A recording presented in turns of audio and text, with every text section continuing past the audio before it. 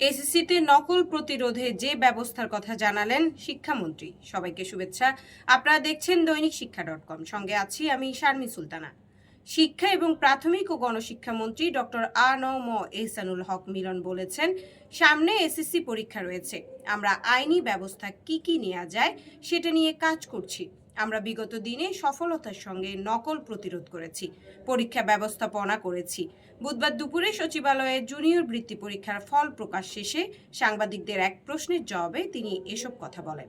সাংবাদিকদের প্রশ্নের জবাবে পরীক্ষা ব্যবস্থাপনা নিয়ে মন্ত্রী বলেন, আমরা মাত্র দায়িত্ব গ্রহণ করেছি। বিগত দিনে আপনাদের সহযোগিতা নিয়েই নকল প্রতিরোধ করেছিলাম।